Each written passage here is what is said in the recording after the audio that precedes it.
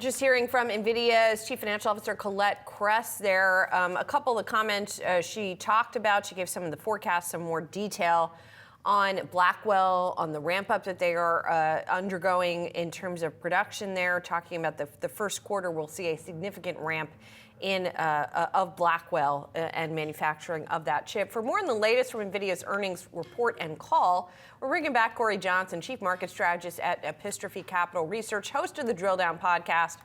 I imagine Colette probably wasn't listening to our conversation before the call, but she seemed to be speaking directly to one of the points that we spoke about just a few moments ago, and that has to do with inference. And this is something that's not new, right? Yeah. NVIDIA has maintained all along that its Blackwell chips were good for not just training, but for inference. But she really hammered home that point again. She said Blackwell has great demand for inference and talked about the continuing need for and demand for companies who are using it for all kinds of applications. I'm just curious, did you clock that as well, Cory? And what did you think of that commentary? So NVIDIA has, and Jensen Huang in particular, they're taking great pains to talk about other markets that are out there, whether it's automotive, gaming, which they used to talk about and still talk about.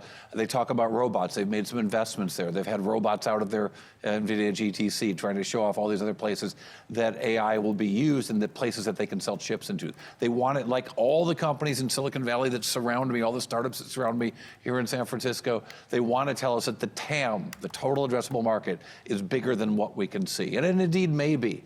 But I think that that's not very different from them, from what we've heard in the past for this company. They want us to think that the TAM is huge. One of our challenges of investors is not to imagine how great things can be, but also to imagine how bad things can be in the future. So while she was talking, they actually filed their 10K during the call, and I was rapidly going through there looking for changes and risks factors, and there aren't a lot of huge changes. I will point to one thing that isn't a big change. It's a change from last year's 10K, but not a change from prior reports that we've seen, which is they mentioned that these Singapore sales that I brought up, I only bring it up because I brought it up before, aren't necessarily sales of chips physically into Singapore, that they actually told us that that's single digits in the quarter, but they reported revenues attributed to Singapore are in double digits.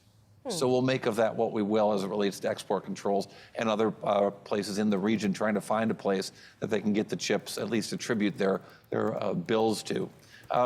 There's a lot of talk in the 10K, new risks entered about export controls and the effects of export controls, including something called AI diffusion IFR, and a designation of China and 150 companies designated as Tier 2. Sorry, I'm reading from the 10K at this moment.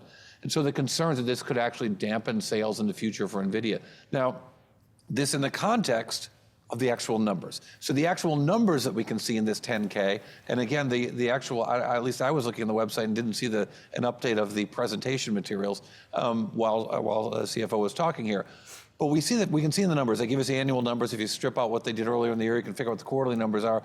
They saw revenues into China, in spite of all these export controls. Again, a year ago in the fourth quarter, sales into China were under $2 billion. In this quarter, they were over $6 billion. So fantastic growth in sales to China, despite these export controls. I think that's an area of concern and something to watch for when you want to imagine and pencil out the growth in NVIDIA in the future. Cory, DeepSeek is going to be front and center on this call. I would imagine, they're going to get plenty of questions on that. What do you think Jensen Huang has to say to sort of allay any jitters about that?